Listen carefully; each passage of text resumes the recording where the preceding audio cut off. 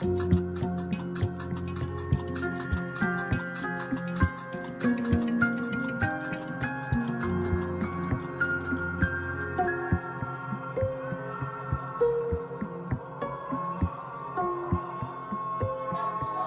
Coran, de l'arabe Al-Quran, qui signifie récitation ou lecture, est le livre fondateur de l'islam, une religion partagée par plus d'1 milliard de fidèles dans le monde.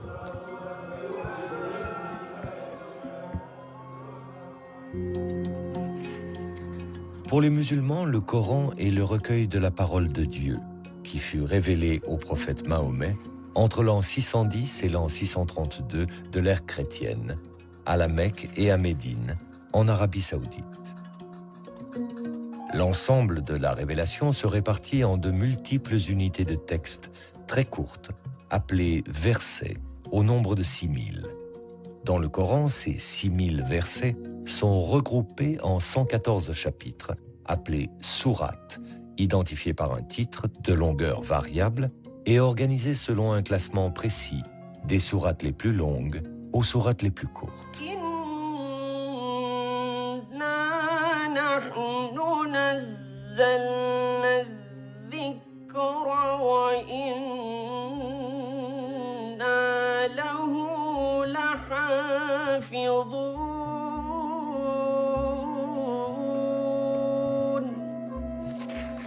Pour la tradition musulmane, Dieu lui-même est le gardien du Coran. C'est-à-dire qu'il n'y aurait eu tout au long de son histoire qu'une seule et unique version du texte coranique, inchangée depuis 14 siècles.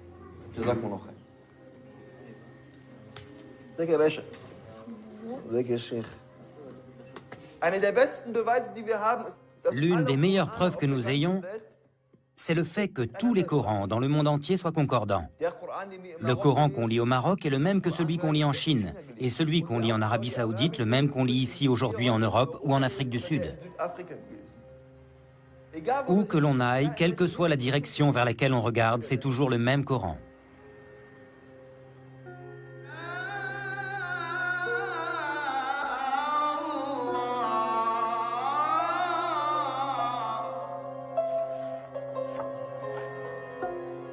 Ce dogme d'un Coran immuable, pilier de la tradition musulmane, allait pourtant être remis en question par des scientifiques européens à la suite d'une découverte totalement inattendue.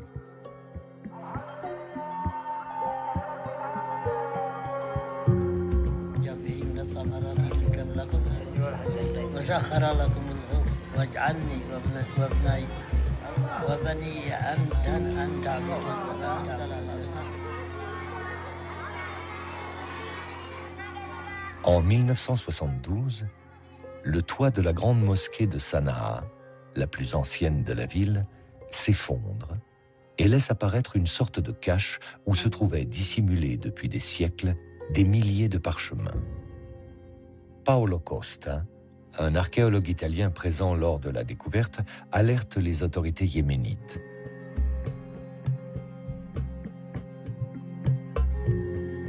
Il s'agirait de fragments de Corans anciens. Une équipe de chercheurs européens procède à une datation au carbone 14 et confirme. Ces fragments datent du tout premier siècle de l'islam, vers l'an 680 de l'ère chrétienne.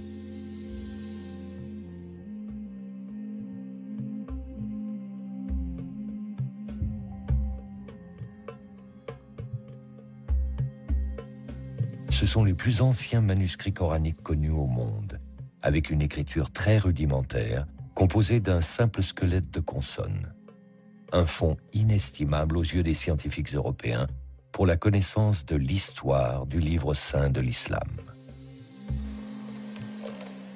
Ce fonds est actuellement en cours d'étude et c'est par ce biais que l'on a eu de nouvelles informations sur la transmission du texte coranique dans les premiers temps de l'islam. Et c'est là où l'on a découvert pour la première fois un manuscrit qui présentait une séquence différente des sourates de celle qui est canoniquement admise. Une organisation différente de l'ordre des sourates, mais aussi l'existence de palimpsestes, des fragments sur lesquels le texte initial aurait été effacé et remplacé par un autre. La présence également de mots étrangers, non arabes. En clair, des différences notables par rapport au Coran tel qu'il est aujourd'hui. Le Coran aurait donc eu, comme les autres livres saints, une histoire. Au cours du 1er siècle de l'islam, le texte coranique, son écriture, son organisation, la forme même du livre ont visiblement évolué. Suivant l'expansion de cette nouvelle religion, suivant les conquêtes de nouveaux territoires, l'émergence de versions concurrentes, les jeux de pouvoir religieux et politiques. Une histoire des origines qui s'écrit aujourd'hui entre tradition islamique et analyse scientifique et qui appelle les chercheurs européens et les musulmans à croiser leurs récits et leurs savoirs.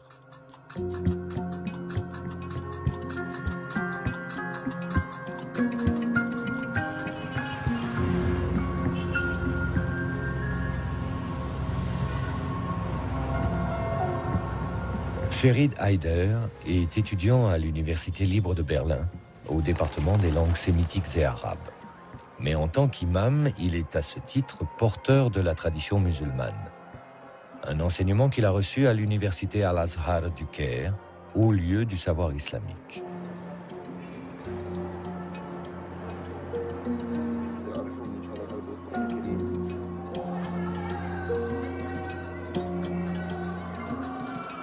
Dans la mosquée, les étudiants venus du monde entier se retrouvent pour des discussions théologiques, un partage de connaissances, et pour la récitation du Coran, comme un écho perpétuel à la révélation faite au prophète Mahomet au tout début du 7e siècle.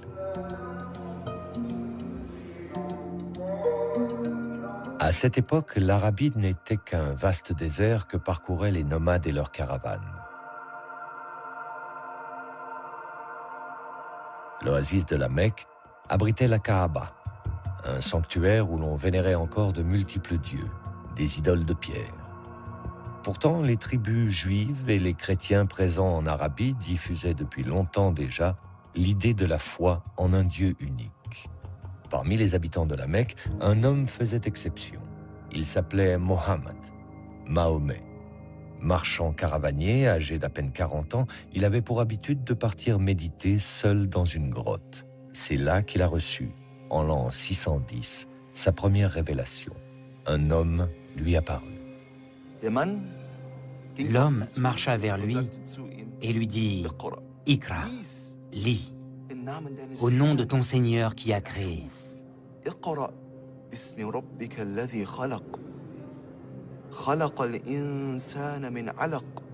Qui a créé l'homme d'une adhérence.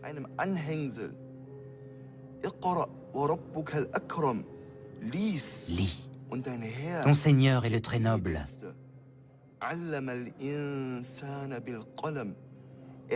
Qui a enseigné par la plume.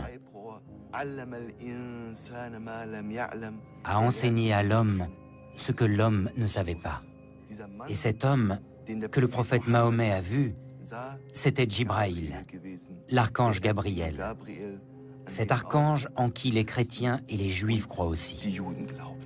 Ces 5 versets furent les premiers de la révélation faite à Mahomet. La révélation, tout entière recueillie dans le Coran, affirme avant tout que Dieu est unique et que Mahomet est son ultime prophète, son messager, dans la lignée d'Abraham, de Moïse et de Jésus.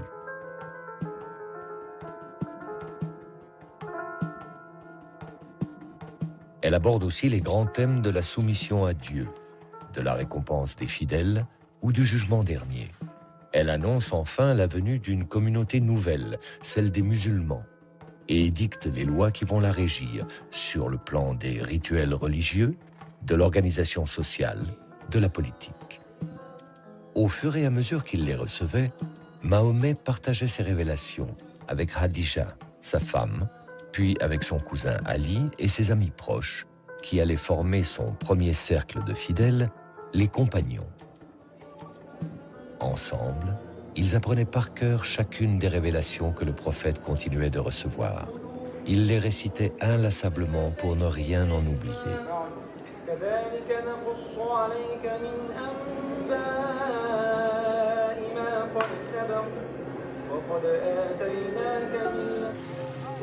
Si la Mecque est aujourd'hui le lieu le plus sacré de l'islam, appelant chaque année par millions les musulmans au pèlerinage autour de la Kaaba, il n'en fut pas ainsi au temps du prophète.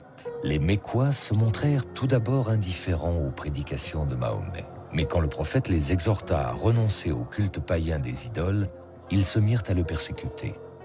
Mahomet fut contraint de quitter la Mecque. C'est à Médine, une oasis où vivaient de nombreux Arabes convertis au judaïsme, que le prophète s'installa en l'an 622 avec ses premiers fidèles, les compagnons, dont Abu Bakr, Omar, Ousmane et son cousin Ali. Médine fut sacrée capitale du premier État islamique. À la tête d'une communauté nouvelle et dotée d'une puissante armée, le prophète Mahomet partit à la conquête de nouveaux territoires.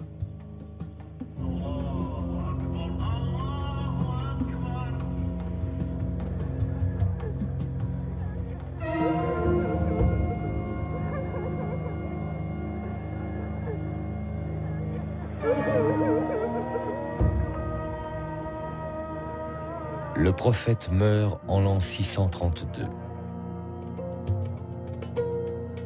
À sa mort, la presque totalité de la péninsule arabique s'était ralliée à la foi monothéiste de l'islam. Mais le prophète ne laissa aucune indication quant à sa succession. Ses 4 compagnons se réunirent et c'est Abu Bakr qui fut désigné premier calife. Ali revendique aussi la succession, au nom des liens du sang qui l'unissaient au prophète, mais le califat lui fut refusé. Et c'est cette première divergence qui, 2 siècles plus tard, divisera les musulmans en 2 branches.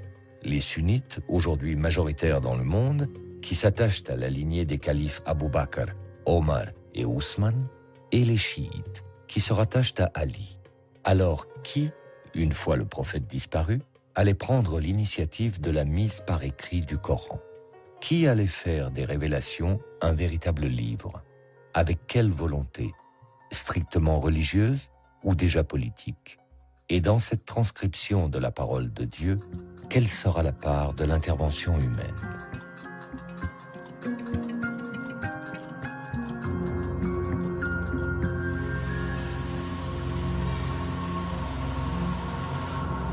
François Desroches est l'un des spécialistes mondiaux de l'histoire des manuscrits arabes. C'est à la Bibliothèque nationale de France, où est conservée l'une des plus importantes collections de manuscrits anciens, qu'il travaille actuellement sur des Corans provenant de Damas et du Caire. En tant que paléographe et codicologue, il applique au Coran une double analyse, à la fois de l'histoire de l'écriture et de l'histoire des codex, les plus anciennes formes de livres reliés. Dans les débuts de l'islam, la mise par écrit du Coran semble avoir été un enjeu important pour les communautés musulmanes. Il y a, semble-t-il, la volonté de réaliser ce qui était une promesse contenue dans le texte coranique, celle d'un kitab, d'un livre qui se matérialise, et on a bien l'impression que transcrire le texte coranique correspondait à une urgence de posséder un livre qui faisait de la communauté musulmane la détentrice d'une écriture au même titre que juifs et chrétiens qui étaient peuple du livre, Ahl al-Kitab.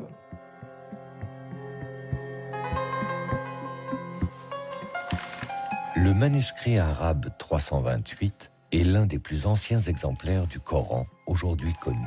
Écrit sur du parchemin, de la peau de mouton, il est daté de la seconde moitié du 7e siècle.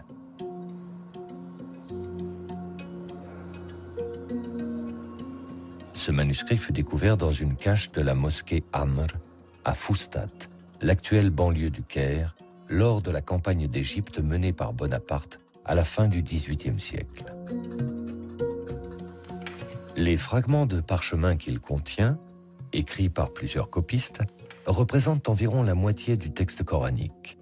En plus de ceux qui se trouvent à la Bibliothèque nationale de France, d'autres fragments sont conservés à la Bibliothèque nationale de Russie à Saint-Pétersbourg, à la Bibliothèque apostolique Vaticane à Rome et dans une collection privée à Londres.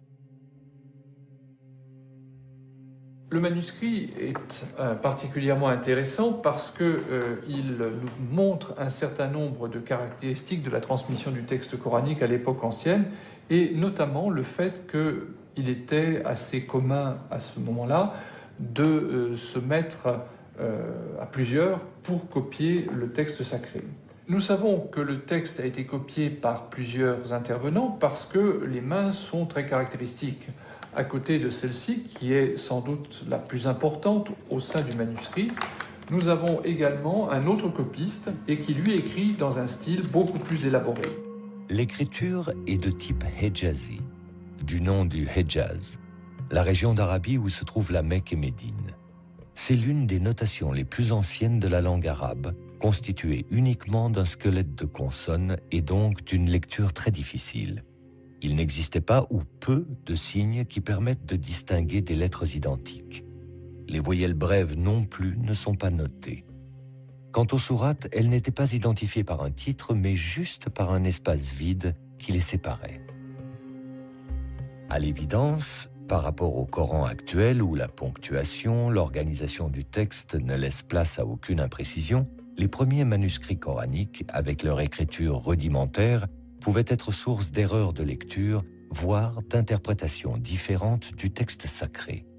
Mais pour les premiers musulmans, le recueil de la parole divine pouvait-il courir ce risque ? Ce que l'on sait de l'usage de l'écriture dans l'Arabie ancienne, je veux dire par là l'Arabie du 7e siècle de notre ère, montre que ce que l'on souhaitait avant tout quand on utilisait l'écriture, c'était disposer d'un aide-mémoire, c'est-à-dire non pas quelque chose qui permettait une lecture autonome, mais un support pour permettre de retrouver le texte mémorisé par l'utilisateur et capable de subvenir à d'éventuelles défaillances de mémoire en lui donnant les moyens de retrouver le texte lui-même. C'est en tous les cas ainsi que plusieurs spécialistes expliquent les débuts de la notation, par exemple de la poésie arabe, qui se faisait avec des aides-mémoires qui n'étaient pas destinés à circuler comme des livres, mais plutôt comme des notes. Pour le Coran, il semble qu'il en a été de même et que ce que l'on cherchait avant tout quand on était en train de copier un texte comme celui que j'ai sous les yeux, c'était d'avoir grosso modo un fil directeur pour retrouver le texte lui-même.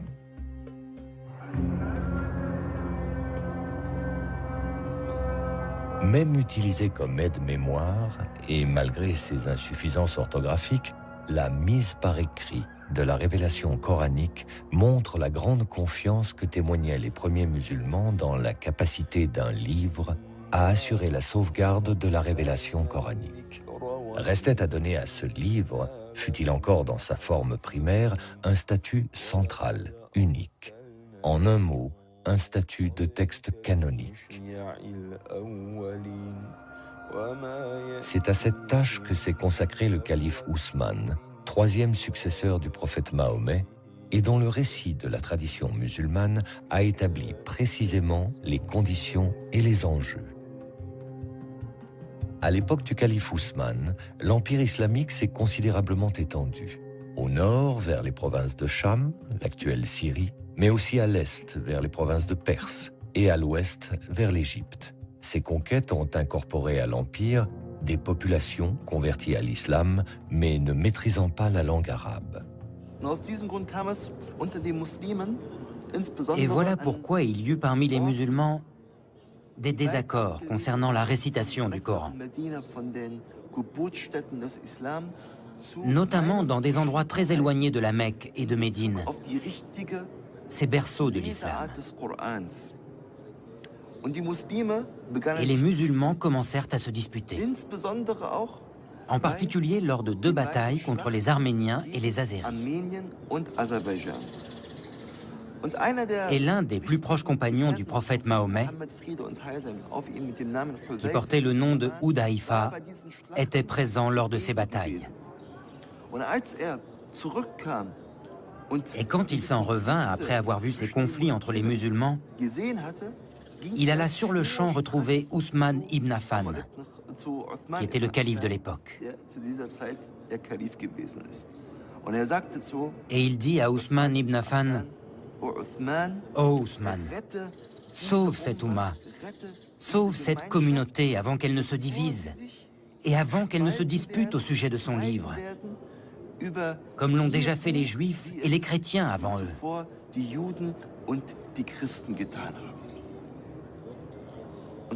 Et Ousmane ibn Affan prit cet avertissement très au sérieux. Et c'est la raison pour laquelle il fit convoquer une commission à laquelle il demanda de faire plusieurs copies du Coran. De Médine, les copies furent envoyées vers les principales villes de l'Empire musulman, vers la Mecque, Basra, Koufa, Damas et le Caire.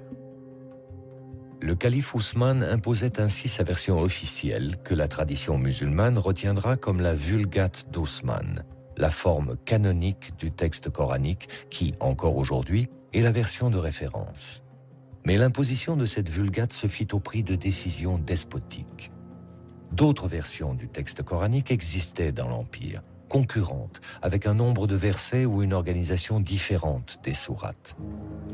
Les plus connues furent celles de Ali, le cousin du prophète Mahomet, qui, selon la tradition chiite, aurait compté 3 fois plus de révélations coraniques que la Vulgate d'Ousmane, et celle d'Ibn Masoud, qui fut lui aussi un des proches du prophète. Le calife Ousmane interdit ces versions concurrentes à la sienne et demanda leur destruction définitive. Ibn Masoud, qui ne voulut s'y soumettre, fut publiquement châtié.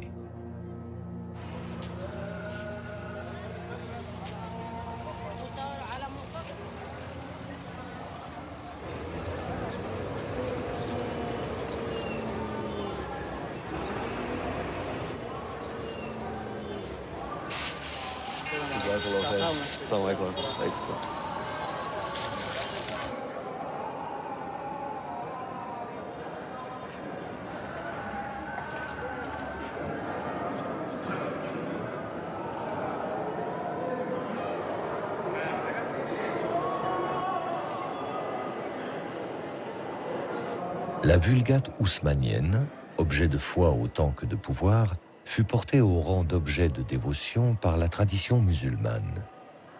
Dans la mosquée Al-Hussein du Caire, un exemplaire du Coran attribué à Ousmane serait gardé derrière cette porte que les fidèles embrassent. Une véritable relique que, exceptionnellement, Ferid Haider est autorisé à approcher.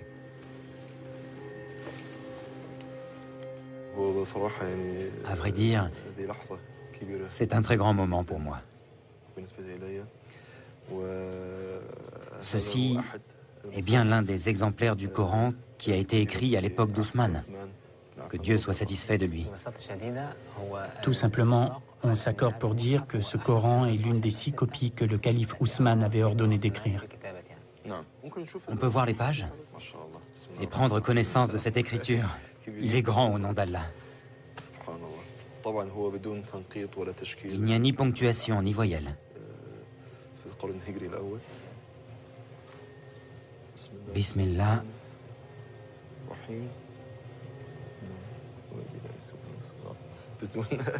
Sans ponctuation et sans voyelle, cette sourate est très difficile à lire.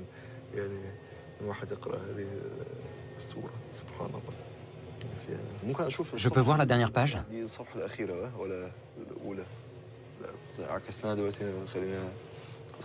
C'est la dernière, celle-ci?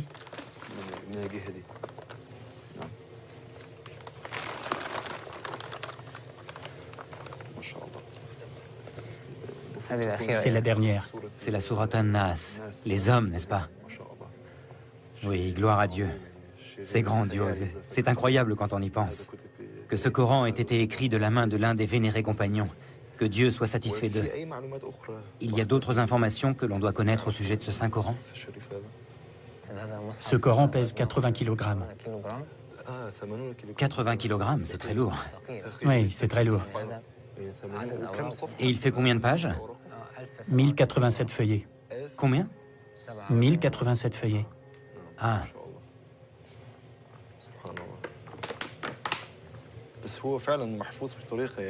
Franchement, la conservation est superbe. Il a plus de 1400 ans, c'est vraiment très ancien.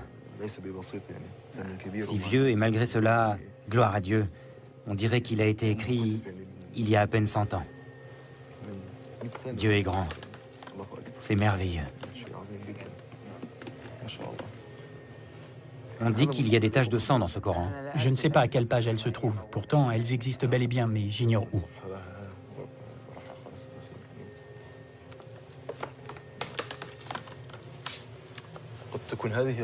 Est-ce que ça pourrait être ça, les marques de sang? Elles existent bien, mais elles sont effacées. Vous voulez dire qu'elles ne sont pas visibles? Non, pas très visibles. D'autres Corans, aussi volumineux et tachés de sang, sont répertoriés dans le monde musulman, à Istanbul et à Tachkent, en Ouzbékistan pour les plus connus. Considérés comme contemporains du calife Ousmane par la tradition musulmane, aucun d'eux n'a pu être historiquement daté, les scientifiques y voyant plutôt des copies tardives du 8e ou 9e siècle. La légende qui les accompagne, en revanche, reflète bien une vérité historique attachée au Coran.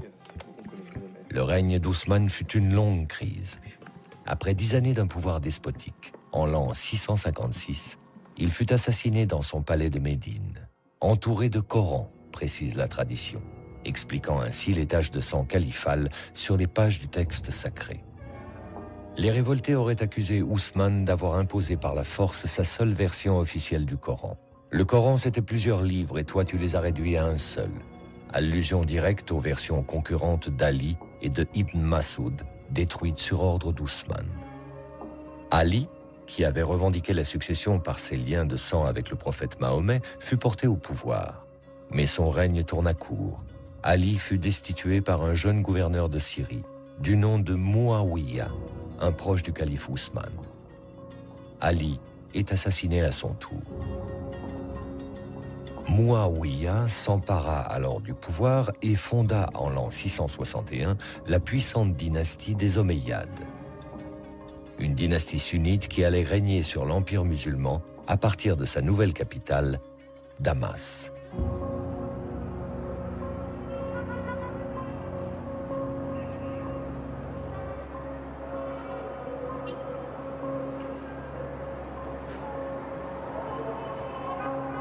Trente années à peine après la mort du prophète Mahomet, et une fois mise en place une première version canonique du texte sacré par le calife Ousmane, le Coran allait, sous les Omeyyades, entrer dans la seconde phase de son histoire.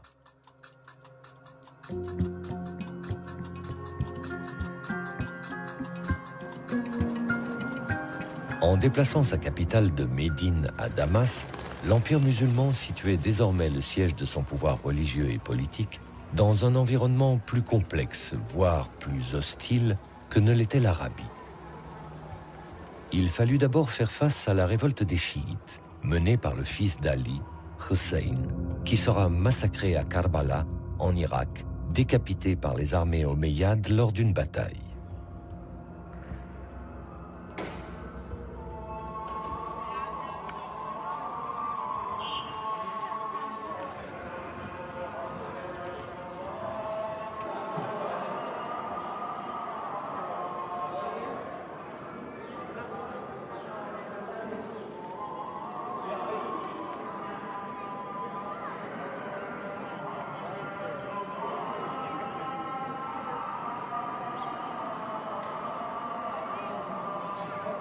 Selon la tradition, la tête de Hussein serait conservée, curieux paradoxe, dans la mosquée même des Omeyyades, relique aujourd'hui vénérée par les pèlerins chiites venus d'Iran.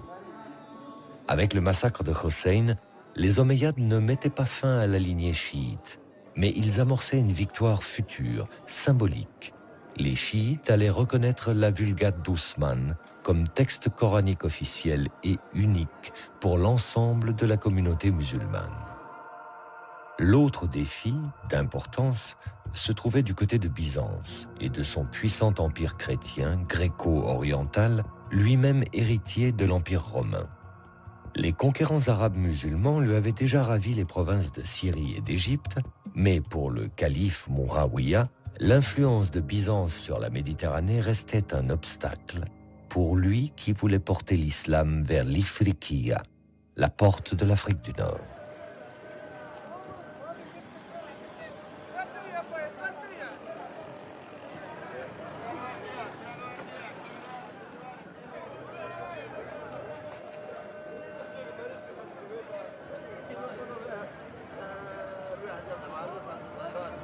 En l'an 670, le calife y envoie l'un de ses généraux qui fit de Kérouan, en Tunisie, le point de départ de l'islamisation du Maghreb et de la diffusion du Coran d'Ousmane.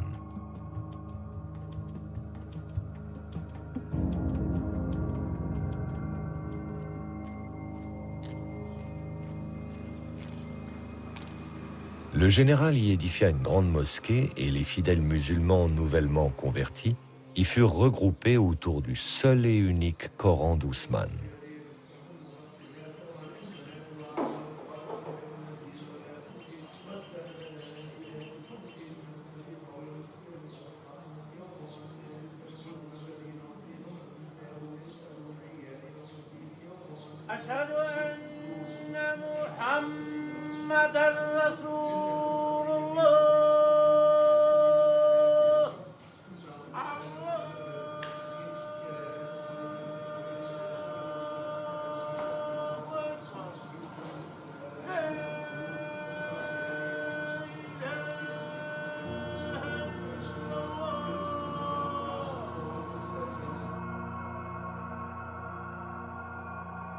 Au Coran apporté par les troupes omeyyades vinrent s'ajouter ceux que les copistes kérouanais commençaient à produire sur place. Ils allaient ainsi constituer l'une des plus grandes bibliothèques coraniques des premiers temps de l'islam, et dont il subsiste aujourd'hui une rare collection de quelques dizaines de milliers de fragments.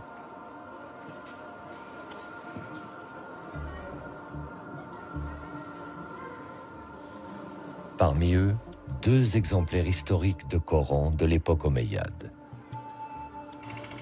Considérés aujourd'hui comme patrimoine de la ville, témoins de l'histoire de Kérouan, l'analyse de ces Corans anciens fut récemment confiée à François Desroches.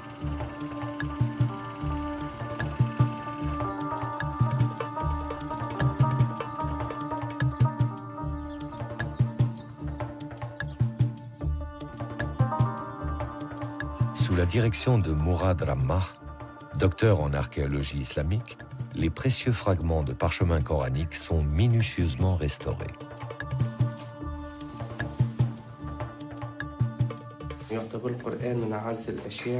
Le Coran est considéré comme l'une des choses les plus précieuses pour la communauté musulmane.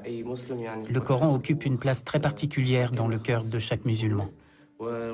C'est pourquoi, lorsque je restaure un manuscrit sur lequel sont écrits des versets du Coran, cela éveille un autre restaurateur en moi. Quand je restaure un manuscrit, en général, j'essaie de faire la plus belle restauration possible, de la plus belle forme, pour que le manuscrit se conserve au mieux. Mais quand je restaure un manuscrit coranique, ça me procure un sentiment de plénitude, un sentiment de bonheur réellement indescriptible. Car on préserve une chose investie d'une valeur culturelle et humaine qui, pour l'islam, est unique.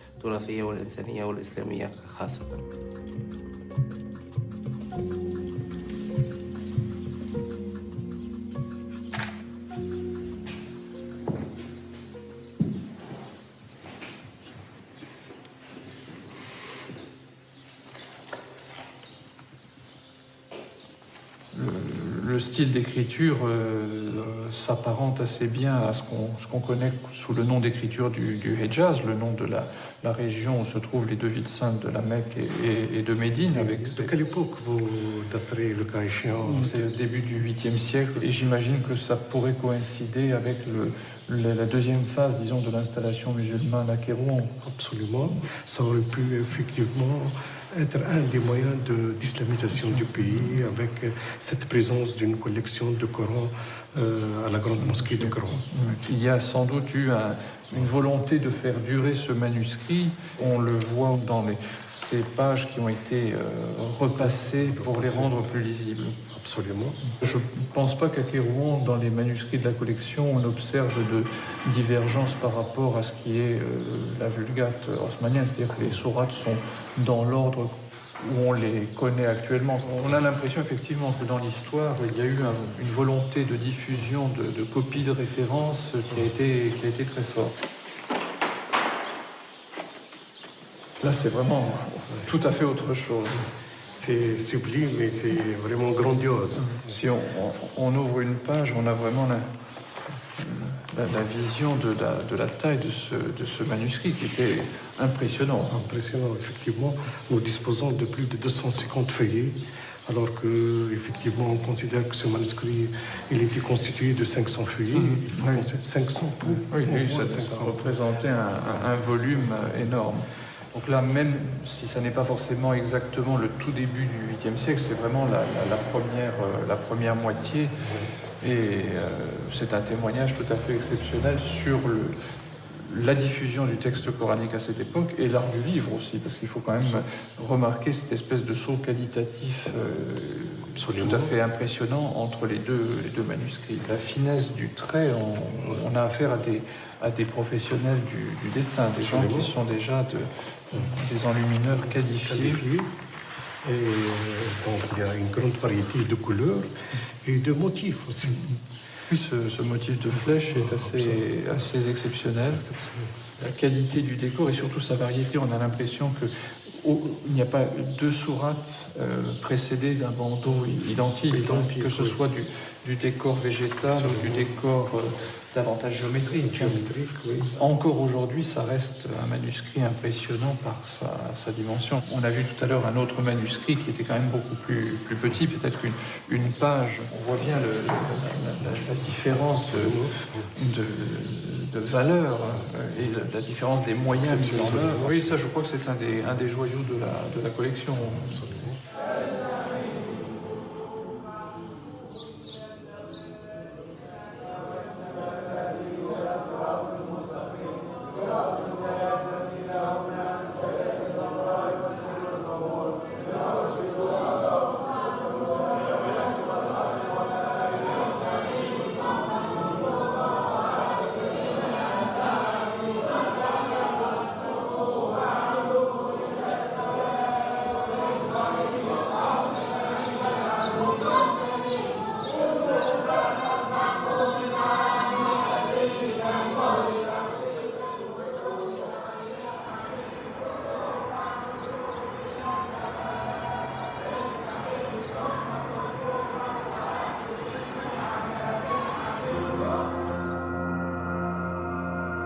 Avec des territoires conquis de la Méditerranée aux confins de l'Asie centrale, l'islam pouvait affirmer sa puissance face à l'empire chrétien de Byzance comme troisième et dernière religion révélée.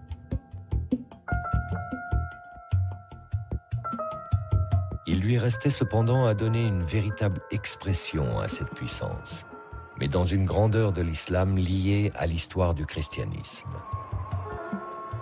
L'artisan en sera Abd al-Malik, le calife le plus flamboyant de la dynastie des Omeyyades.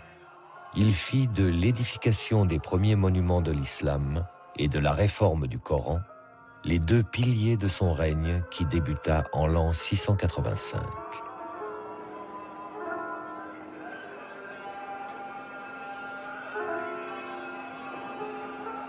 Sur l'emplacement même de la mosquée, avant que la région ne soit conquise par les musulmans, se trouvait une petite église dédiée à Saint Jean le Baptiste, une figure chrétienne présente dans le Coran sous le nom de Yahya.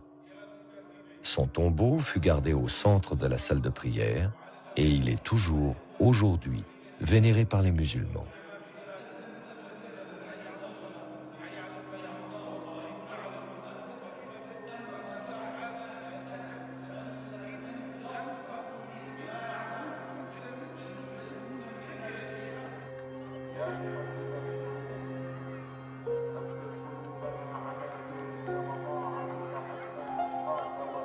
La présence des chrétiens en terre musulmane s'est également traduite dans l'art des décors omeyyades, dont la grande mosquée de Damas témoigne encore et que François Desroches vient observer aujourd'hui, cherchant à en établir le lien entre l'architecture et les Corans omeyyades, dont un en particulier, rarissime, qui fut découvert à Sanaa en 1972. Les décors vont être sans doute la façon la plus directe de percevoir les changements qui sont opérés et qui introduisent une synthèse entre le savoir-faire des sujets chrétiens ou juifs de l'Empire arabe et les besoins des nouveaux maîtres. On fera appel à des artisans et des artistes chrétiens, certains qui seraient même venus prêtés par l'empereur byzantin. Et les décors qu'ils vont installer sont bien sûr marqués par la culture qui est la leur, adaptés naturellement aux exigences particulières du monde musulman.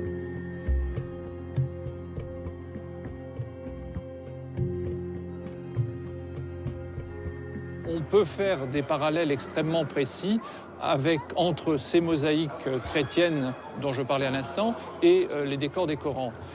Dans les enluminures qui ornent les Corans d'époque omeyyade, on peut peut-être trouver une trace de l'influence de ces grandes constructions.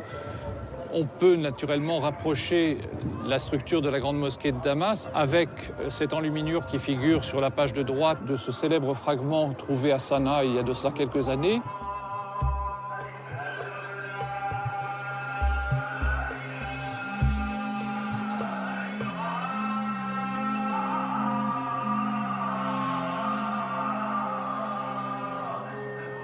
Dans un empire où les musulmans non arabes sont désormais majoritaires, il fallait, pour le pouvoir omeyyade, souder la communauté musulmane, lui donner une cohérence, une unité. Comme lors des califats précédents, le Coran en sera l'outil. Mais plus comme un simple aide-mémoire, comme il a pu l'être jusqu'alors avec son écriture rudimentaire.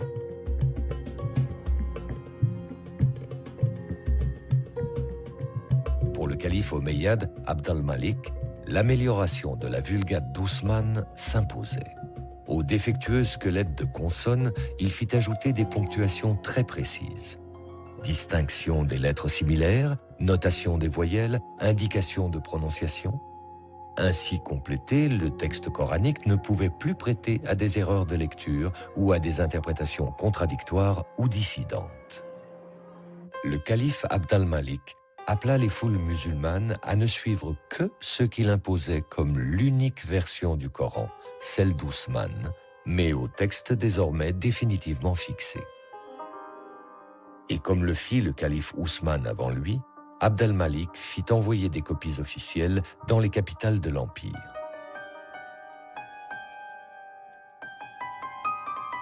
Moins d'un siècle à peine après la disparition du prophète Mahomet, l'islam, au même titre que les deux religions révélées, détient son livre.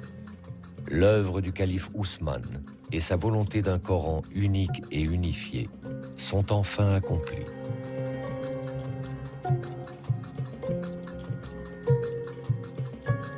La Vulgate d'Ousmane, vénérée par la tradition musulmane, est la seule référence pour l'édition du Coran aujourd'hui dans le monde. Mais l'histoire des origines du Coran n'a pour autant pas encore livré tous ses mystères. Une inestimable collection de photographies qu'on croyait à jamais disparues vient de réapparaître. Entre les années 1920 et 1930, Gotthelf Bergstrasser, un chercheur orientaliste allemand, parcourut la Méditerranée de la Turquie au Maroc en passant par Damas et le Caire jusqu'aux grandes bibliothèques européennes à la recherche de Corans du 1er siècle de l'islam. Il en photographia les pages par milliers, constituant ainsi l'une des plus riches sources d'informations sur l'histoire du Coran. Dans la lignée des grands orientalistes allemands, Gotthelf Bergstrasser avait pour projet d'approfondir la recherche sur le texte coranique.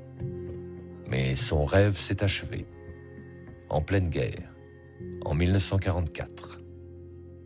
L'Académie des sciences de Bavière a été bombardée. On déclara les archives détruites, anéanties. Les archives de Bergstrasser avaient été en fait volontairement dissimulées, peut-être par crainte à l'époque d'engager une analyse du Coran probablement jugée trop sensible. Retrouvées en 2007, elles ont été confiées à une unité de recherche de l'Académie des sciences humaines de Brandebourg, appelée Corpus Coranicum, et dirigée par le professeur Angelika Neuwirth. Pour elle et son équipe, le fonds photographique de Bergstrasser, par sa richesse, augure de plusieurs années de recherche passionnantes et soulevant l'enthousiasme des scientifiques européens, comme avait pu le faire il y a plus de 30 ans les fragments de Sanaa au Yémen. Que va-t-on découvrir? Quels secrets ces archives vont-elles révéler de l'histoire du Coran au premier temps de l'islam?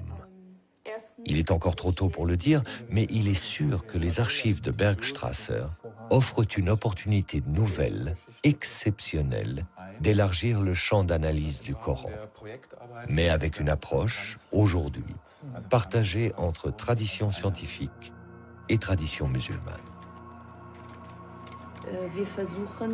Nous essayons toujours de transcrire et d'analyser les manuscrits les plus anciens du Coran, car ils sont d'une plus grande importance et sont plus proches de l'époque à laquelle le Coran a été envoyé sur Terre.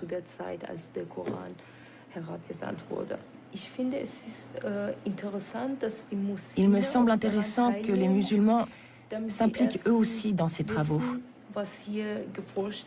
D'abord pour savoir quelles sont les recherches menées ici, avec quelle méthode, et ce que l'on pense du Coran en Occident. Ensuite, si les musulmans prennent part à ces études orientalistes,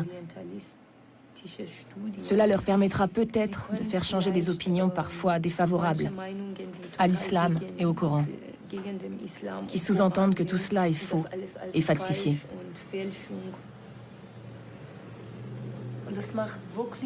C'est vraiment passionnant de transcrire ces manuscrits coraniques. On voit par exemple, quand on lit une sourate, la 20e sourate par exemple, je l'ai transcrite 3 ou 4 fois. Et maintenant, je la connais par cœur. Et petit à petit, je comprends ce qu'ont ressenti à l'époque les gens qui lisaient le Coran. Moi, je trouve que c'est très utile de collecter des manuscrits et de les examiner. C'est très important pour les musulmans, parce que, en tant que musulmans, nous partons bien sûr du principe, comme il est dit dans le Coran d'ailleurs, que c'est Dieu qui a préservé le livre, avec les moyens dont disposent les hommes, bien sûr. J'aurais peut-être une autre question. Comment ressens-tu finalement, en tant que musulmane, le fait de participer à un tel projet qui est quand même dirigé et qui a été mis en place par des orientalistes, c'est-à-dire par des scientifiques non musulmans? Cela ne m'a jamais vraiment posé de problème. Il est vrai que nous avons une autre approche du Coran. Nous le percevons vraiment en tant que livre saint. Et nous y voyons notre religion. Donc tu n'y vois pas de contradiction? Personnellement, moi non plus. Pour autant que je sois au courant de ce projet, je ne ressens pas là de contradiction. C'est vrai. Parce que ces gens travaillent de façon très objective. Et scientifique. Et ils ont un point de vue scientifique. Et je ne pense pas que nous, en tant que musulmans, devions avoir de problème avec une approche scientifique. Oui. Parce que je pense qu'en tant que musulmans, nous devons peut-être tout simplement avoir, ou trouver, la force d'aborder la question sous un angle scientifique. Oui, absolument. Ne serait-ce que pour montrer que nous n'avons pas peur. Parce que si je dis que je ne veux pas d'une approche scientifique, que ça me suffit de croire que ça vient vraiment de Dieu et que ça n'a pas été falsifié, c'est un signe extérieur de faiblesse. Oui. Ça voudrait dire que j'ai peur que cela mette en évidence quelque chose qui ne serait peut-être pas très bon pour nous, musulmans, ou pour l'islam, parce que cela contredirait ce en quoi nous croyons. Mais je n'ai aucun souci là-dessus. De toute façon, en Allemagne, les orientalistes sont toujours des Allemands. Et je trouve que ce ne serait pas mal que les musulmans aient un jour la possibilité d'y prendre part. Un peu, oui. Absolument. L'un de nos premiers objectifs est de partager nos propres constatations ou nos propres points de vue sur le Coran avec des musulmans. À long terme, nous espérons bien sûr pouvoir fédérer autour d'une idée qui n'est d'ailleurs pas neuve, à savoir que l'on peut mettre nos deux traditions sur un même plan et que l'on peut tirer des enseignements de toutes les deux. Ce qu'il nous faut, c'est une interaction. Ce qui, face à la mondialisation, devrait d'ailleurs être le cas depuis longtemps. Interaction entre deux traditions du savoir qui peuvent en quelque sorte s'aligner. En ce sens, nous sommes dans le même bateau que les musulmans. Et nous ne voulons en aucun cas pratiquer notre recherche coranique de façon, comment dirais-je, académique. Alors qu'il y a des millions de musulmans qui sont curieux, qui s'intéressent et qui disposent eux-mêmes d'un savoir que nous n'avons pas. Si nous voulons vraiment nous approcher du Coran, nous avons besoin d'une étroite collaboration avec des érudits musulmans. Sans eux, ce n'est pas possible.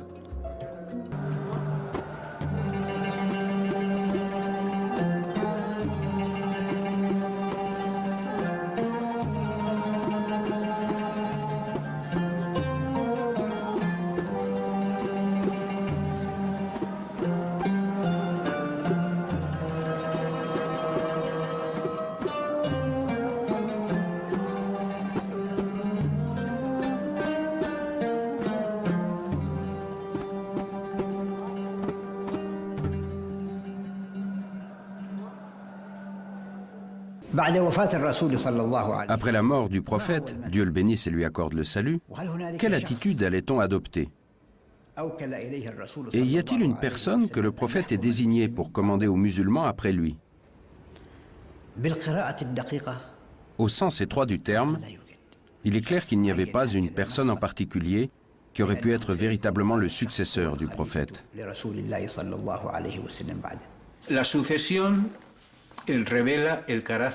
La succession met en lumière le double caractère de tout État musulman à venir, le caractère religieux et le caractère politique.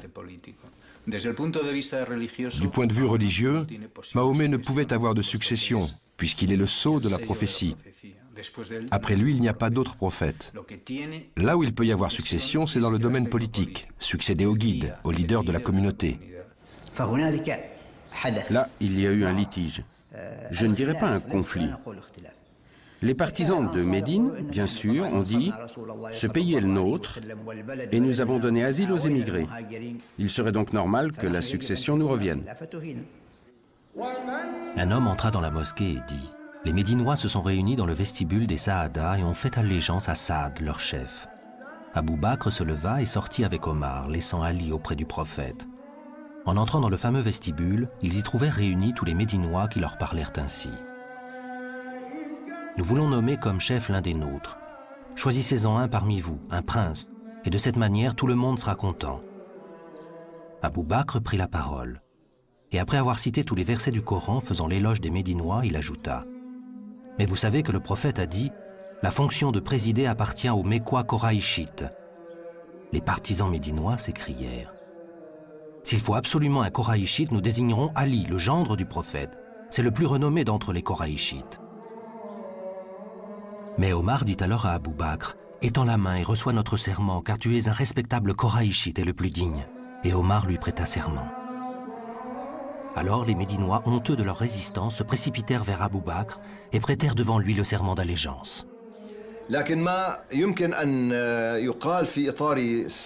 ce qu'on peut dire à propos de cette réunion, c'est qu'elle marquait le début du conflit qui allait traverser l'État arabe médiéval.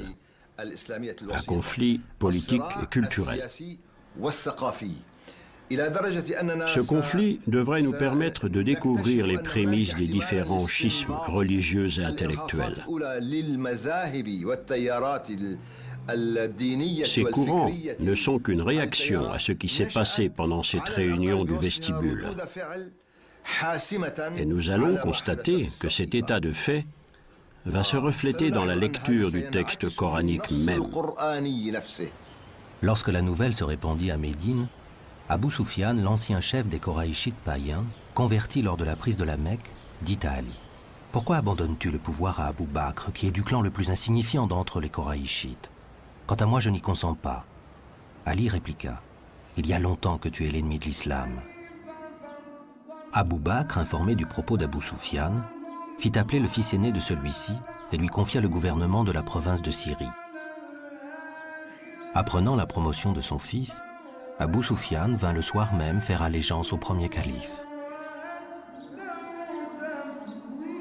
Le corps du prophète gisait abandonné dans sa maison. Occupé à cette affaire de succession, personne ne songeait à son enterrement.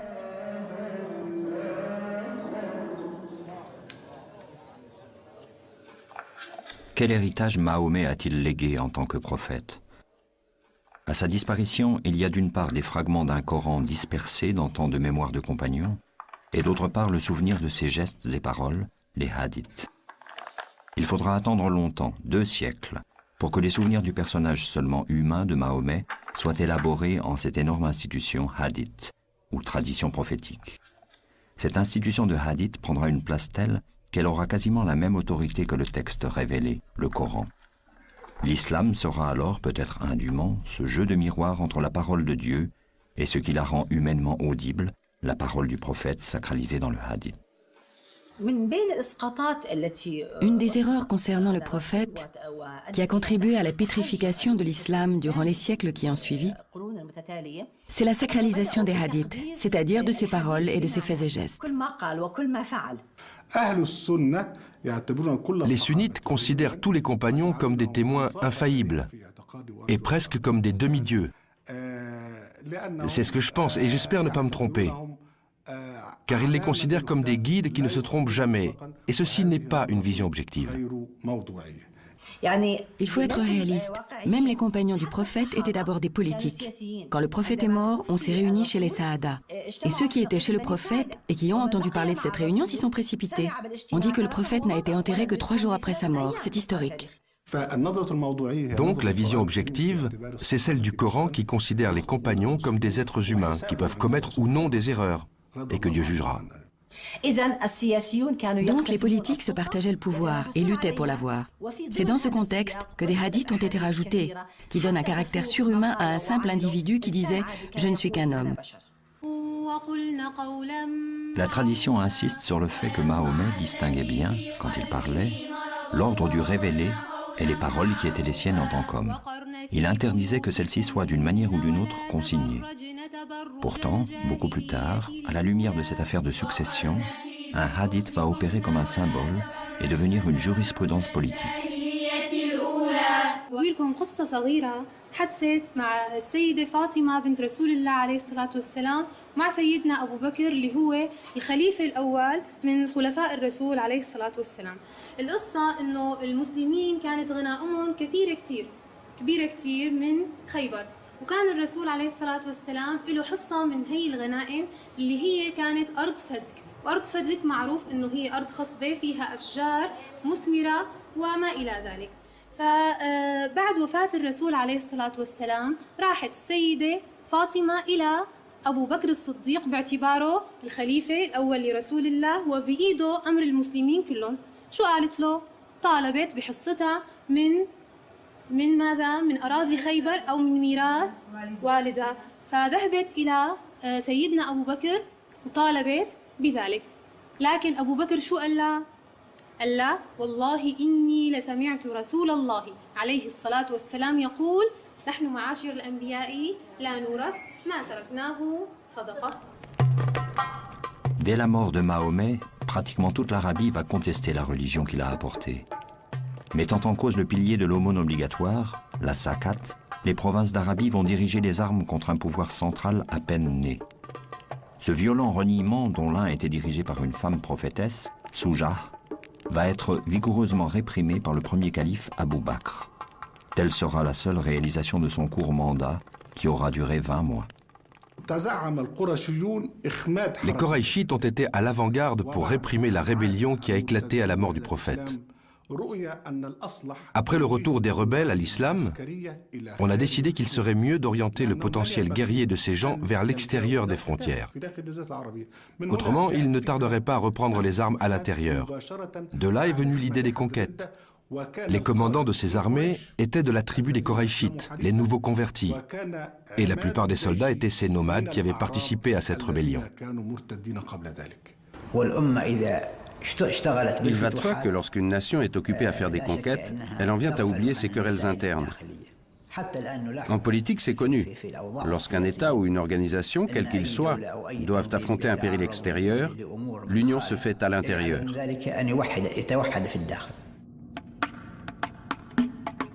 Deux puissances sont considérées comme opposées à l'islam. La Byzance chrétienne trinitaire et la Perse zoroastrienne. Face à ces deux adversaires, les musulmans vont donner un autre sens à la notion de djihad. Jusque-là, notion générale qui désignait dans le Coran et pour Mahomet n'importe quel combat contre le mal, que ce mal soit en soi-même ou partout autour de soi. Vers 637, après avoir conquis l'empire perse chancelant, Omar, au nom de ce même djihad élargi, affrontera Constantinople. Quant au fait que l'islam se soit répandu par la force, si nous cherchons dans le Coran pour voir si l'islam ordonne l'utilisation de la force, dans les versets du Coran et la Sunna, la tradition du prophète, nous voyons bien qu'il n'y a aucune obligation à se convertir à l'islam. Aucune contrainte. Quand le Coran parle des objectifs du combat, il dit « Combattez dans la voie de Dieu contre ceux qui vous feront la guerre. Combattez-les jusqu'à ce que vous n'ayez point à craindre la tentation. » Il les met en garde contre la perte de leur liberté de croyance, afin que les musulmans ne soient pas opprimés et qu'ils ne soient pas détournés de leur foi.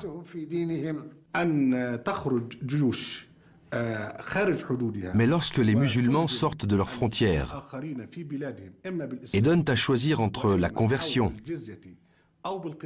le paiement d'une dîme ou le combat, cela n'a rien à voir avec la législation coranique.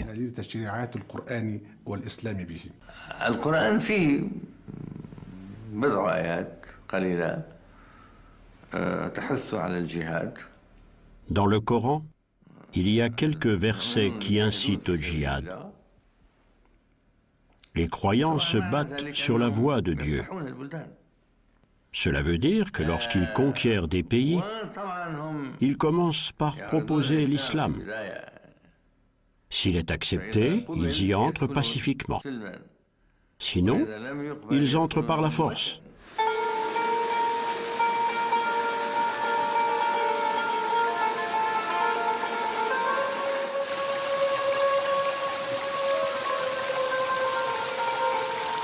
Les incroyants n'ont-ils pas vu que les cieux et la terre étaient cousus et que nous les avons décousus, que de l'eau nous avons donné vie à toute chose? Sourate 21, verset 31.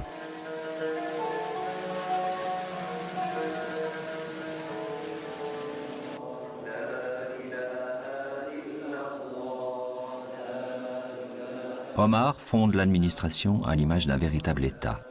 Il institue une fiscalité, devient un mythe de la justice directement rendu par le chef. Après 10 ans de califat, Omar mourra assassiné par un esclave tueur à gages. Si le Coran a recommandé la consultation générale, Shura, dans tout ce qui concerne les affaires publiques, y compris la désignation du pouvoir suprême, Omar a laissé un testament politique désignant seulement 5 notables qui nommeront son successeur, le 3e calife Othman. La carte de l'expansion sera jalonnée par les tombeaux des compagnons combattants, qui deviendront des lieux d'attachement et de souvenir à l'islam originel, celui de Mahomet.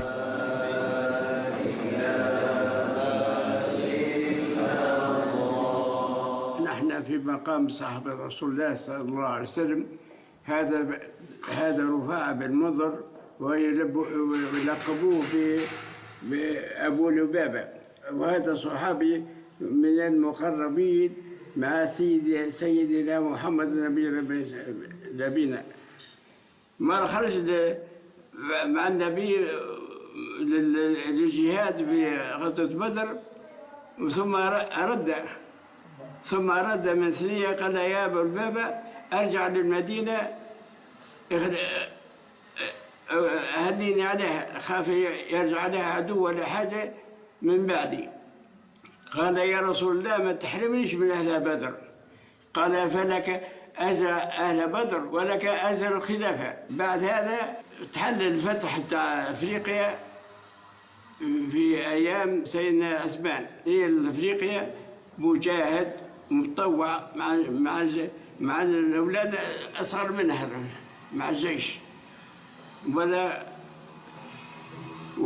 وقتها هو عمره تقريبا 75 عام وانا صرت مرضى من قريب القابس هني يقول بطراح يقول في مطرح وادي الغيلان توفى ثم جابوه جاب سنين للظهر هذه كانت البقعة هذه فارغة دفنوه هذه يقول لها ظهرة الصويدة.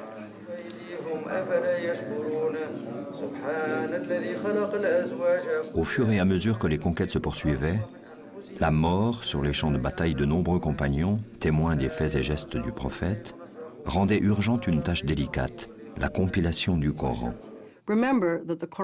Il faut se souvenir que le Coran s'est transmis d'abord oralement. Les musulmans, même aujourd'hui, comprennent et considèrent le Coran comme un phénomène oral, avant de le considérer comme une réalité textuelle. C'est la récitation qui est l'expérience la plus authentique et la plus profonde que l'on puisse avoir du Coran.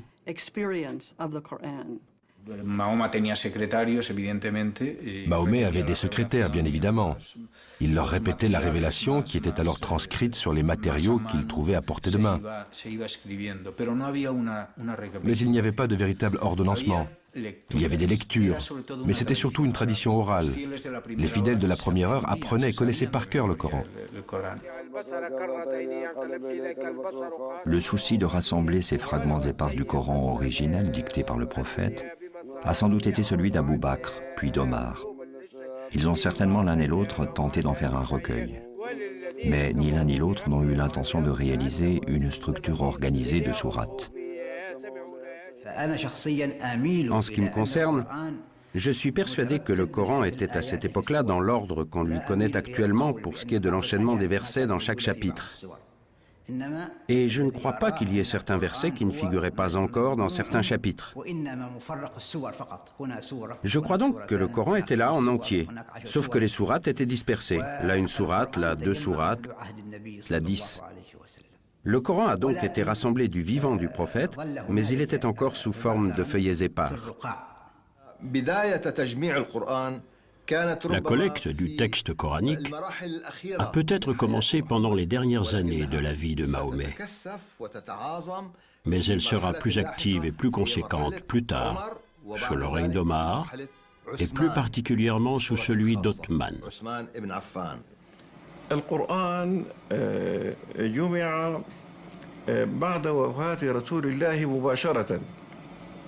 Le texte du Coran a été rassemblé juste après la mort du prophète. En effet, lors de la rébellion de certaines tribus arabes, de nombreux compagnons qui avaient mémorisé le Coran étaient tombés en combattant, en martyrs. On craignit donc que la perte de ces mémoires vivantes n'entraîne la perte d'une partie du Coran.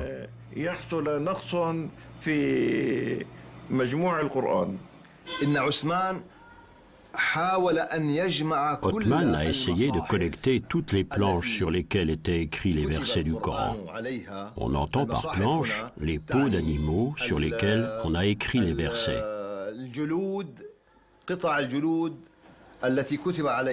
Il a donc rassemblé tout cela pour pouvoir choisir et il a constitué le Coran. C'est ce qu'on appelle le Coran d'Othman. Puis, si l'on en croit les chroniques, il a détruit le restant des planches.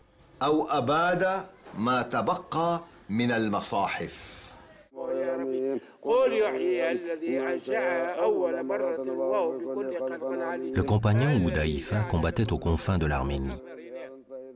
Revenu de l'expédition, il se précipita dans la maison du califat sans même, disent les chroniques, avoir pris le temps de rentrer chez lui. Il tint au calife ce langage. « Accours au secours de cette nation avant qu'elle ne périsse. » « Et de quoi serait-elle menacée » demanda Othman. « Il s'agit du livre de Dieu. J'ai participé à l'expédition d'Arménie qui a rassemblé des combattants venus d'Irak, de Syrie et du Hidjaz. Et j'ai vu les hommes s'affronter. J'en ai entendu qui s'accusaient d'apostasie. Nous allons droit, j'en ai peur, à un désaccord au sujet de notre livre comme celui que juifs et chrétiens connaissent au sujet des leurs.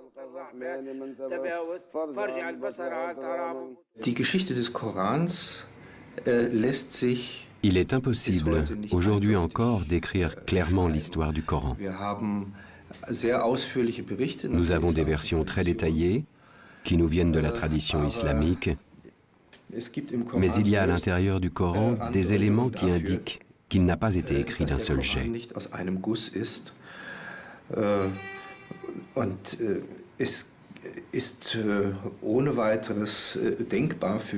Pour moi, il est imaginable, ou en tout cas très plausible, que le Coran ait continué à se développer, même après la mort du prophète.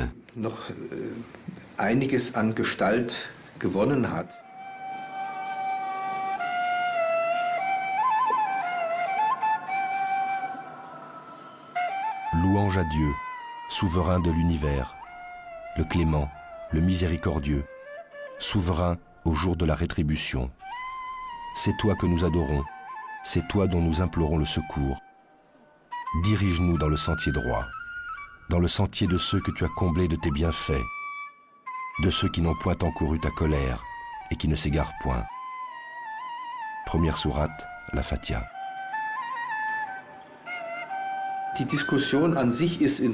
La discussion sur la première sourate est en soi intéressante.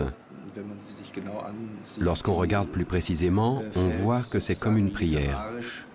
Elle est complètement différente du reste du Coran, d'un point de vue littéraire.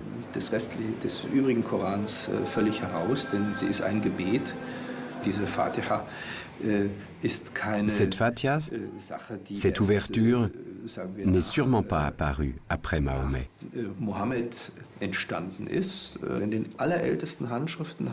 Mais elle s'appelle Fatiha el-Kitab, comme si elle était l'introduction du livre. Ce qui ne veut pas forcément dire que c'est la première sourate du livre, mais plutôt le chapitre d'invitation. C'est la raison pour laquelle on dit Kitab. Il s'agit de l'introduction au Coran.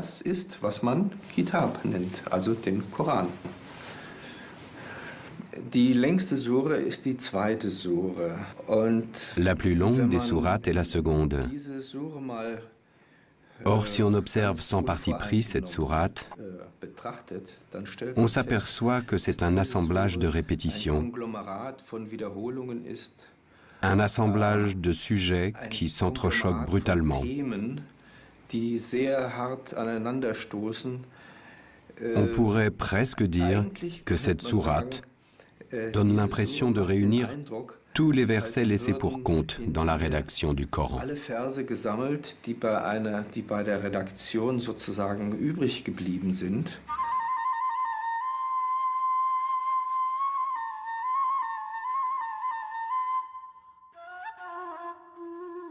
L'entreprise de Othman de faire une entité structurée à partir des fragments et des groupes de versets reçus par Mahomet pendant 23 ans de prophétie peut paraître aujourd'hui assez complexe. Il y a pour chaque verset du Coran une sorte de petite histoire qui raconte comment cette révélation est advenue. Ainsi, nous pouvons dire que nous connaissons sa continuité historique. Pourquoi n'a-t-on pas suivi cet ordre historique dans le plan du Coran ? Le texte, tel que nous le connaissons, est le reflet d'une décision, d'une mise en ordre, qui sont pour une bonne part artificielles. L'ordre choisi n'est pas inhérent au matériel narratif, au matériel coranique lui-même. Les sourates sont disposées, dans une large mesure, de la plus longue à la plus courte. Mais on aurait aussi bien pu faire l'inverse.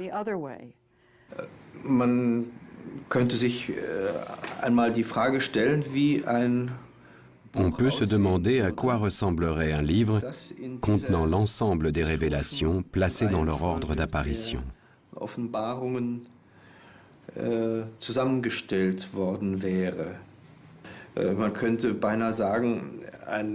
On pourrait presque dire qu'un ordonnancement historique du Coran inverserait l'ordre actuel qui est basé, entre guillemets, sur la longueur des sourates.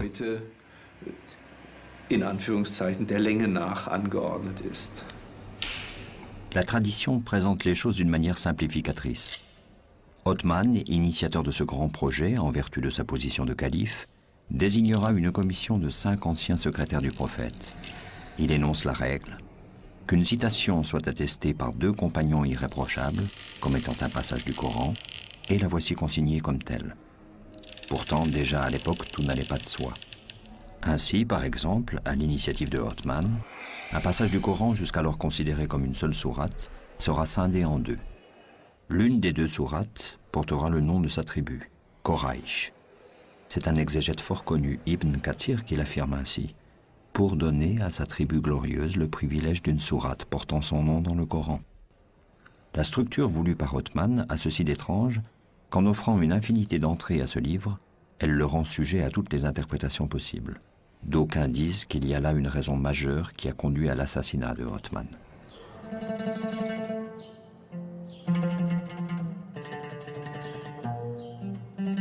Pour enterrer Othman, on le porta sur le battant d'une porte, de sorte qu'on entendait sa tête cogner contre le bois. On le déposa. Et tandis que l'on procédait au rite mortuaire, un groupe de Médinois vint leur dire « Non, nous en jurons par Dieu, vous n'allez pas célébrer pour lui la prière des morts. » Un homme dans le cortège dit « Ainsi vous voulez nous empêcher de célébrer une prière pour lui? Eh bien Dieu et ses anges ont déjà béni son âme. » Ses compagnons conseillèrent à cet homme de s'en tenir là et de se taire. Il obéit. Ils reprirent la dépouille et repartirent en courant. Ils arrivèrent à l'orée du cimetière des croyants. Un Médinois vint à leur rencontre et dit « Par Dieu, non, vous ne l'enterrerez pas dans le carré de l'envoyé de Dieu, et nous ne vous laisserons pas célébrer pour lui la prière. » Ils s'en furent. Arrivés au cimetière juif, ils creusèrent un trou et célébrèrent la prière. Quand ils précipitèrent le corps d'Othman dans le trou, sa fille se mit à hurler. Un des présents lui dit « Dieu m'en est témoin, si tu n'arrêtes pas, je te couperai ce qui te sert à porter les yeux. » Ils l'enterrèrent sans mettre de pierre, se contentant de recouvrir le corps de terre. L'écriture arabe procédait du nabatéen, qui ne traçait que les consonnes, dont plusieurs avaient la même graphie. C'est en cet état que les premières copies du Coran nous sont parvenues. Un même mot pouvait donc avoir plusieurs sens. Um einmal einen Eindruck zu geben von dem Unterschied zwischen einem Pour donner une idée de la différence entre un texte du Coran avec toutes ses voyelles et avec ses signes de différenciation et un texte du Coran sans tous ces ingrédients qui sont bien plus tardifs, on place côte à côte deux versions d'un texte assez connu, le début de la deuxième sourate. Si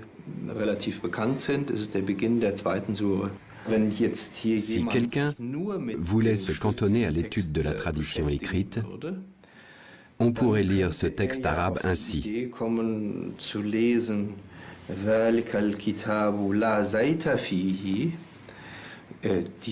livre ne contient pas du tout d'huile d'olive.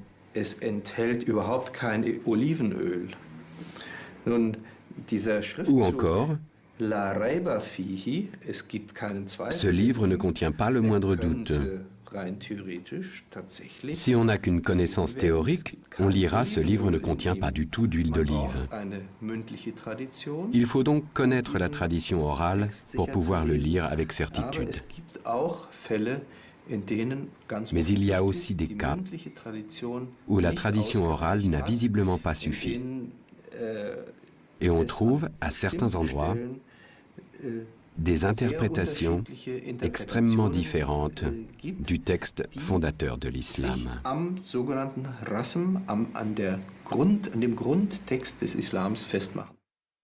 Nous n'avons envoyé avant toi, dit le Coran à Mahomet, aucun apôtre auquel Satan n'eût suggéré des erreurs dans la lecture d'un livre divin.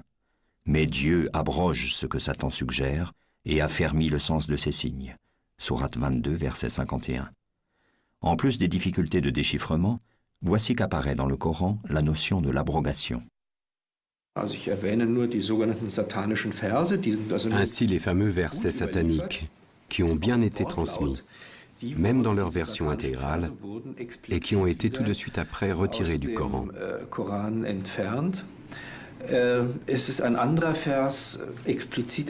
Il y a un autre verset qui a été éliminé, le verset de la lapidation, qui est en outre fondamental pour les juristes.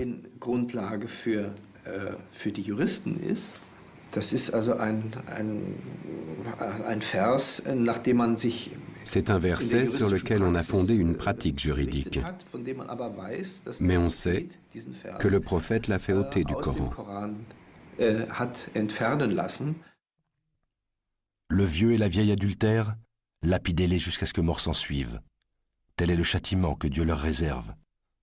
Verset retiré du Coran.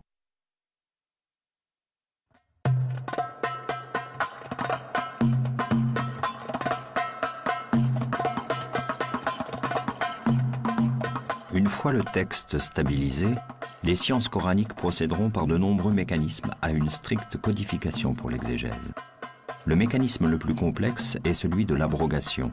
Un verset peut annuler l'autorité d'un autre du même thème, du seul fait qu'il ait été révélé après. Par exemple, le verset 260 de la sourate 2 dit « Nulle contrainte en religion, voici que la raison émerge de l'égarement ». La portée de ce verset, quand il s'agit de justifier une guerre idéologique, est limitée, voire totalement annulée, en référence à un verset plus tardif, désigné par les exégètes comme étant le verset du glaive. Les mois sacrés expirés, tuez les idolâtres partout où vous les trouverez. Faites-les prisonniers, assiégez-les et guettez-les dans toute embuscade. Mais s'ils se convertissent, s'ils observent la prière, s'ils font l'aumône, alors laissez-les tranquilles, car Dieu est indulgent et miséricordieux. Sourate 9, verset 5. Le Coran est clair, mais cette clarté est devenue obscurité. Nous l'avons abrogé. Il n'y a pas de contrainte en religion. Jésus dit dans l'Évangile, « Lequel de vous allumera une lampe et la mettra sous le boisseau ? Il doit la mettre à un endroit élevé pour qu'elle éclaire le monde entier. » Le concept « nulle contrainte en religion » est la lumière qui éclaire le monde. Et nous avons abrogé cela. Nous nous sommes abrogés. Nous avons abrogé les prophètes. Nous avons abrogé l'esprit humain avec la pratique de la contrainte. C'est un crime à l'encontre de l'homme, à l'encontre de Dieu et à l'encontre de l'histoire. En islam, il n'y a pas de différence entre la sphère du profane et la sphère du religieux, entre ce qui est à César et ce qui est à Dieu. La charia, la loi coranique, veut que Dieu gère tous les rapports qui règlent la cité des hommes. La législation ici dessine les champs du licite et du permis. Étant donné que Mahomet est le sceau des prophètes et qu'il a été envoyé à toute l'humanité, en quoi sa prophétie est-elle différente des autres prophéties ? Les lois de l'Ancien Testament ont été édictées pour des situations particulières. En revanche, les lois édictées dans le livre de Dieu à Mahomet sont fondées sur le principe des limites. Pour bien vous expliquer cela, prenons par exemple un terrain de football. Ce terrain a des contours extérieurs. Le jeu se passe à l'intérieur du terrain et si le ballon sort, l'arbitre siffle. Il y a des règles du jeu sur le terrain, mais il y a des milliards de possibilités de jeu. Par exemple, il a dit « Vous couperez les mains des voleurs, hommes ou femmes ». La limite du châtiment, c'est le fait de couper la main. Mais en dehors de cela, il y a des millions d'autres possibilités. Mais gare à ne pas dépasser la limite, car alors tu deviendras un barbare et un sauvage.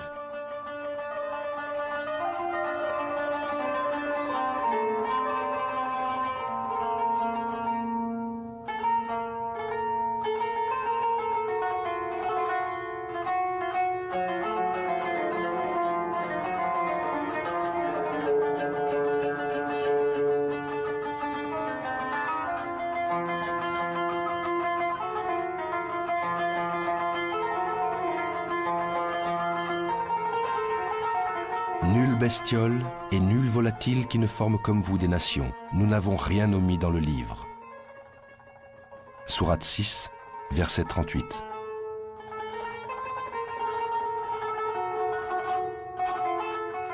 Dieu n'a rien omis dans le livre, sauf que la perception des prophètes, comme de tous les humains, est soumise à des lois naturelles de compréhension. Et c'est là que peuvent apparaître l'erreur, l'illusion et l'équivoque. Comme il est dit dans la sourate 3, verset 5, « C'est lui qui t'a envoyé le livre. » Parmi les versets qui le composent, les uns sont explicites, ce sont la matrice du livre, les autres sont équivoques. Entre les deux planches de la couverture du livre, tout est la révélation reçue par Mahomet. Tous ces versets sont mis ensemble, puisque tous ont été révélés à l'envoyé de Dieu. Seulement, ils sont de deux sortes, les versets explicites et les versets équivoques. Le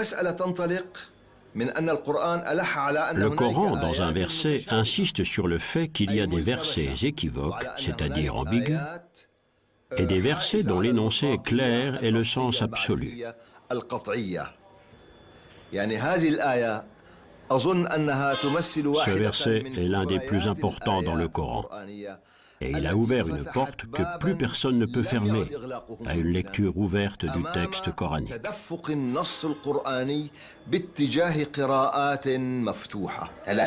Les versets explicites reçus dans le message prodigué à Mahomet et aux prophètes qui l'ont précédé peuvent subir des variations, commandées par Dieu d'époque en époque. La preuve, c'est que Dieu a donné une révélation à Moïse et l'a transformée avec Mahomet.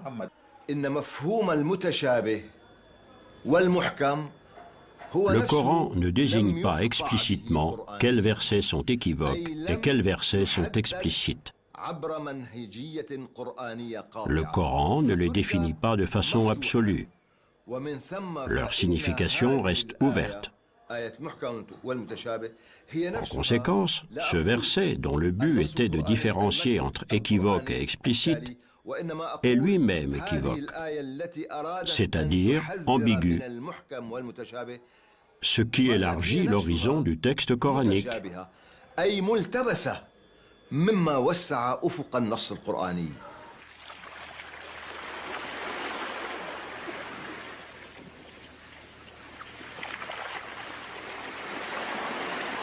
Si la mer se changeait en encre pour écrire les paroles de Dieu, la mer s'épuiserait avant que ne s'épuise la parole de Dieu, quand bien même nous la remplirions une autre fois.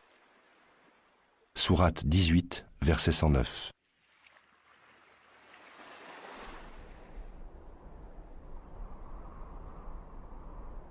En 656, après la mort de Othman, de très nombreux points de fuite vont se dessiner à l'occasion de la Fetna, la sanglante guerre civile du début de l'islam. Empêché de gouverner, le 4e calife Ali, cousin et gendre de Mahomet, conclura cette ère de califes clairvoyants qui ont marché sur les pas du prophète. Le pouvoir sera désormais essentiellement, sinon totalement, politique. Pendant un siècle au moins, et à partir de là, il s'exercera sous la menace des révoltes et des scissions qui donneront naissance aux principales doctrines, sunnisme, chiisme, kharidjisme. Par-delà ces dissensions, la figure de Mahomet se maintient vive et comme encore présente dans les cités, les villages et chez le petit peuple. Portrait du prophète, d'après Tabari. Il était de taille moyenne, ni très grand, ni très petit. Son teint était d'un blanc rosé, ses yeux étaient noirs. Les cheveux de sa tête étaient longs et lui allaient jusqu'aux épaules, ils étaient noirs. Sa barbe qui entourait tout son visage était bien fournie. Son nez était droit, ses dents écartées. Son cou était blanc, son dos était charnu et robuste. Entre les deux épaules, il avait une excroissance de la grandeur d'un dirham, entouré de poils non clairsemés, mais touffus. Au fil des siècles, l'islam de Mahomet ira à la rencontre des peuples du monde. De l'Espagne à l'Inde, de Byzance au Maghreb, de la Perse aux profondeurs de l'Afrique et de l'Asie. C'est toute une civilisation riche de savoir, de science, de culture et de spiritualité qui se bâtit. Aujourd'hui, plus d'1 milliard d'hommes et de femmes se réclament d'un même livre, le Coran, d'un même prophète, Mahomet, et d'un Dieu unique qu'ils partagent dans le message de Moïse et de Jésus, au-delà des conflits et de l'ignorance, avec d'autres femmes et d'autres hommes.